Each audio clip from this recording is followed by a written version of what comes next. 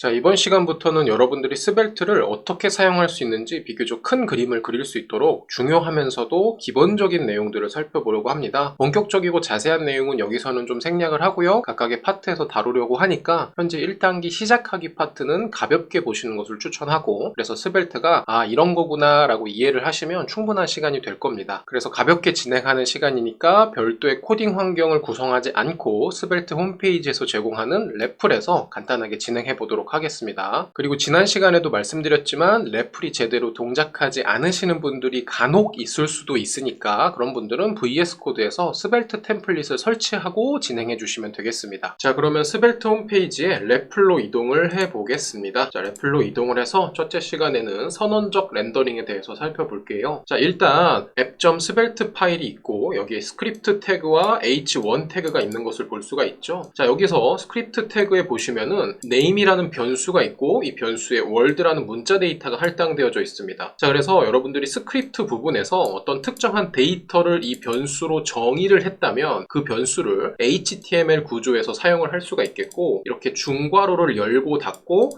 여기에 변수명을 입력하는 것을 통해서 해당하는 변수가 가지고 있는 데이터를 화면에 출력할 수 있는 선언적으로 렌더링하는 그러한 개념을 가질 수가 있겠습니다. 자, 그래서 화면에 오른쪽에 리절트가 있는 부분에 내용을 보시면 헬로우가 있고 거기에 name이라는 변수가 가지고 있는 world라는 문자 데이터가 이렇게 출력되어 있는 것을 확인할 수가 있습니다. 자, 그러면 이번에는 화면에 출력할 새로운 데이터를 한번 만들어 보려고 하는데요. 저는 변수 age를 만들어서 여기다가 85세를 입력할게요. 자, 참고로 저는 뒤에 세미콜론을 잘 입력하지 않는 편이니까 참고해 주시면 되겠고요. 자, 이렇게 age라는 변수를 만들었고 이 age를 화면에 선언적으로 렌더링 해보도록 하겠습니다. 자, h1 태그 밑에다가 h2 태그를 만들고, 자, 중괄호를 열어야 이 부분에 이제 데이터를 넣겠다. 그래서 age라는 데이터를 넣게 되면, 자, 보시는 것과 같이 85세에 age라는 데이터가 가지고 있는 숫자 데이터가 화면에 출력된 것을 볼 수가 있습니다. 자, 이렇게 여러분들이 스크립트 태그 부분에다가 특정한 데이터를 정의하고 그것을 HTML에다가 선언적으로 렌더링을 할 수가 있다는 개념을 살펴봤습니다. 자, 그리고 이번에는 반응성에 대해서 좀 살펴보려고 하는데요. 자, 반응성이라는 게 무엇인지 우리가 이제 예전에 한번 살펴봤었는데, 자, 일단 반응성은 데이터가 갱신되면 데이터만 바뀌는 것이 아니고 그 데이터에 연결되어져 있는 화면, 즉 H2에 있는 이 부분에 데이터도 같이 갱신될 수 있고 뭐 네임 부분도 마찬가지겠죠. 자, 이런 식으로 데이터가 바뀌면 화면도 갱신되는 것이 반응성, 리액티브라고 말씀드렸습니다. 리액티비티 영어로. 자, 그래서 이러한 반응성을 가지게 하려면 스벨트에선 어떻게 하면 됐느냐, 역시 예전에도 말씀드렸지만 데이터의 새로운 값이 할당되면 그때 반응성을 가진다라고 말씀을 드렸어요. 자, 그래서 반응성을 가지는 예시를 한번 만들어 보려고 하는데요. 저는 여기다가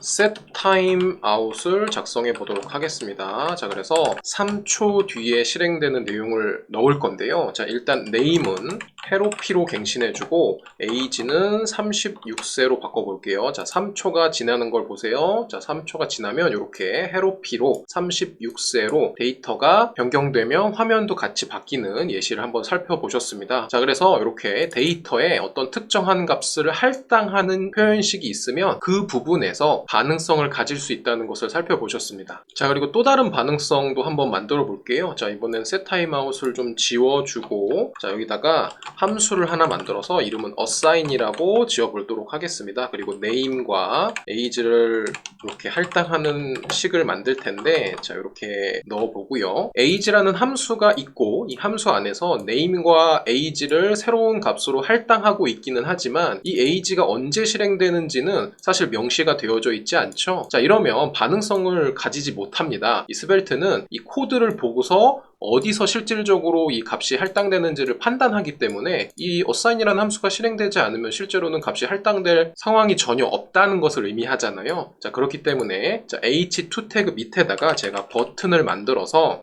assign이라는 이름을 만들고, 자, 이 버튼을 클릭했을 때 이 assign이라는 함수가 실행되도록 한번 만들어 볼게요. 자, 그래서 onClick, 자, 우리가 아직 이벤트 핸들링은 안 배웠지만 자, 이렇게 만들어주고 함수를 이름을 작성해 줍니다. 그러면 이 버튼을 버튼을 클릭하면 assign이라는 함수가 실행되는 요 함수를 말합니다. 자, 그렇게 실행되는 내용을 만들었고요. 제가 assign을 한번 눌러볼게요. 자, 그러면 이렇게 헤로피와 36세로 화면이 갱신되는 것을 확인할 수가 있습니다. 자, 그리고 이번에는 데이터 바인딩에 대한 개념을 살펴볼 건데요. 자, 일단 h2 태그 밑에다가 제가 이미지 태그를 하나 만들고, 이미지 태그는 두 개의 필수 속성을 가지고 있죠. 하나는 src 소스 속성이고 하나는 alt 대체 텍스트라는 속성입니다. 자, 그리고 이 alt라는 속성에다가 저는 name이라는 데이터를 바인딩 해보고 싶습니다. 자, 그래서 여기다가 name이라고 이렇게 적게 되면, 자, 이렇게 name이라는 글자 그대로 출력되게 되죠. 자, 그런데 name이 가지고 있는 world라는 데이터가 나올 수 있도록 하고 싶어요. 자, 그럼 어떻게 하느냐? 스벨트에서 선언적 렌더링은 중괄호를 이용한다. 자, 그래서 name을 잘라내고 여기다가 중괄호를 넣어주고 name을 다시 넣어줍니다. 자, 그러면 이 중괄호가 있는 부분에 name은 실제 변수 name이 가지고 있는 world가 이렇게 출력되는 것을 보실 수가 있겠고요. 자, 소스에 아무런 값이 없으면 대체 텍스트가 화면에 나온다는 것은 알고 계시죠. 자, 그리고 속성에다가 특정한 데이터를 바인딩 할 때는 양옆에 큰 따옴표를 안 붙여주는 것도 좋은 방법입니다. 큰 따옴표가 있어도 되고요. 없는 것도 더 깔끔하게 코드를 작성할 수 있는 좋은 방법이죠. 자, 그리고 이미지 태그 밑에다가 이번에는 인풋 태그를 한번 만들어 볼게요. 그래서 타입은 텍스트로 가겠습니다. 텍스트로 해주고, 자, 그 다음에 실제 값을 바인딩 해볼 건데 저는 value라는 속성을 쓸 거고, 이 value라는 속성에다가 역시 name이라는 데이터를 바인딩 해보도록 하겠습니다. 자, 그럼 오른쪽에 보는 것처럼 인풋 태그 안에 이 name이 가지고 있는 world라는 문자 데이터가 들어간 것을 볼 수가 있겠고요. 자, 여기서 assign을 누르면 자, world가 헤로피로 바뀌는 걸로 우리가 코드를 만들어 놨잖아요. 자, 그래서 assign 버튼 한번 눌러보면 자, 요 부분과 요 이미지에 있는 world와 인풋 안에 있는 world가 다 갱신되겠죠? 자, 눌러볼게요. 하나, 둘.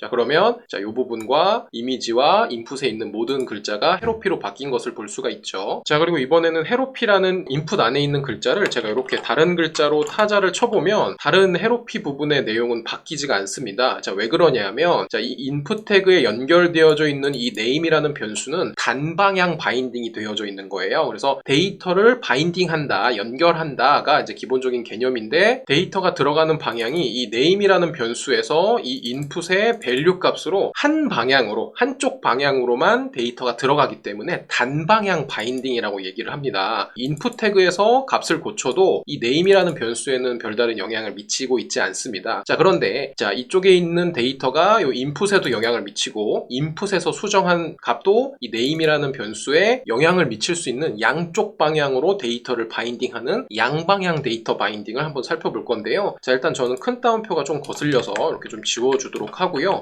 자, 양방향 데이터 바인딩을 할 때는 아주 간단합니다. 단방향 데이터 바인딩이 일어나 있는 이 값 앞쪽에다가 바인드 콜론만 입력해 주시면, 이렇게 바인드 콜론만 입력해 주시면 이제 양방향 데이터 바인딩이 됐고요. 자, 보세요. 인풋 태그에서 데이터를 이렇게 수정하게 되면 자, 이쪽에 있는 네임 부분의 값도 그 다음에 이미지에 있는 대체 텍스트의 값도 같이 바뀌는 것을, 실시간으로 바뀌는 것을 확인을 할 수가 있죠. 자, 그리고 assign 버튼을 눌러서 바꾸는 데이터도 그대로 이렇게 적용되는 것을 볼 수가 있겠습니다. 자, 그리고 app.svelte 파일을 보시면 이렇게 이제 스크립트 태그가 있고, 그 외에 이제 여러분들이 쓸 수 있는 기본적인 HTML 태그들이 있고요. 자, 그리고 여러분들 알고 있을 만한 스타일 태그도 넣을 수가 있어요. 자, 그러면 스타일 태그 안에다가 넣은 CSS 내용은 이 컴포넌트 안에서만, 이 app.svelte라는 파일 내에서만 영향을 미치게 됩니다. 그래서 다른 파일에는 영향을 미치지 않으니까 안심하고 쓰셔도 되겠고, 저는 h1 태그는 글자 색상이 빨간색이다, 이렇게 한번 추가를 해보면 자, 이렇게 h1 태그 부분에 글자색이 빨간색이 되는 것을 확인을 할 수가 있습니다. 자, 그리고 스타일 부분에 클래스 선택자를 쓰고, 자, 아래로 조금만 더 내려보고요. 클래스 선택자 점을 쓰고 액티브 이렇게 작성을 해볼게요. 그래서 액티브라는 클래스를 가지고 있으면 글자 색상이 파란색이 되는 그러한 코드를 만들었는데, 자, 액티브라는 클래스는 지금 보시면 HTML 어디에도 붙어 있지 않습니다. 자, 어떻게 해볼 거냐면 자, h2 태그가 이 액티브라는 클래스를 가질 수 있는 구조로 한번 만들어 볼 건데요.